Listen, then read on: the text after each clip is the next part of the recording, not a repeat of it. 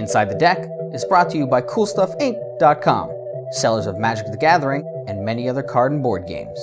GatheringMagic.com, #1 resource on Magic the Gathering, strategy, and culture.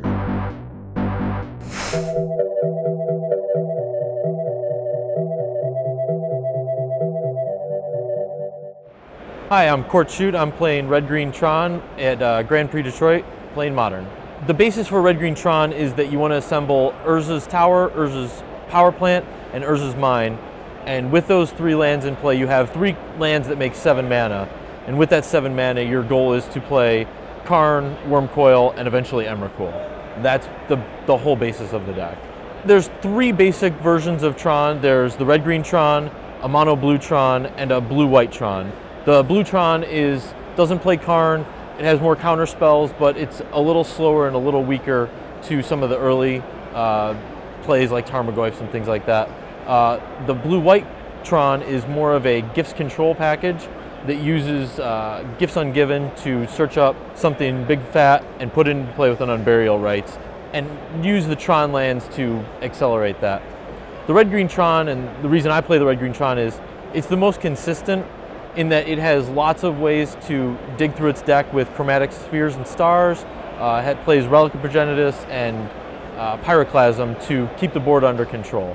One of the benefits to Red-Green Tron is that it gets to play Sylvan Scrying, Expedition Map, and Ancient Stirrings, and so assembling the Tron lands into play on turn 3 or 4 is fairly common. You've got a lot of ways to dig through your deck with Chromatic Spheres and Stars to generate the green mana to get the Sylvan Scrying. A very common play would be turn 1 Chromatic Sphere, turn 2 Sylvan Scrying, turn 3 you've got Tron, and you can Karn or Wurmcoil, and that's a fairly common play. The deck is designed to do that. My sideboard is 1 Wurmcoil Engine, 3 Nature's Claims, 3 Spellskites, 2 Torpor Orb, 3 Combust, and 3 Mindslavers. Nature's Claim serves dual purpose to hit Stony Silence, and it also hits Blinkmoth Nexus and Inkmoth Nexus and general affinity cards. Combust is there for twin as well as some of the blue-white reds that use Celestial Colonnade. Mindslaver is an interesting one. You can use it against Storm to kill themselves, which is fun. You can also use it in the mirror and kind of wreak havoc with their hand on their turn.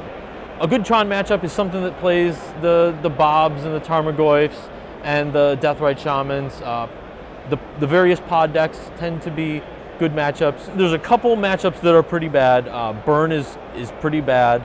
Splinter Twin can be bad. It's very bad pre-board, and it's okay post-board.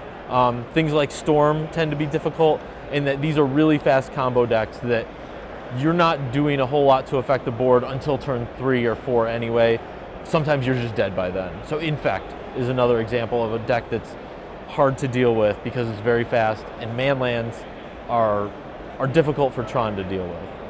I think that Modern really rewards playing the same deck repeatedly and becoming very familiar with that. This is a deck that I've played a lot. I think it's a good choice right now. I can beat Jund, I can beat Pod, and I can beat Blue, White, Red fairly easily, and those are popular matchups.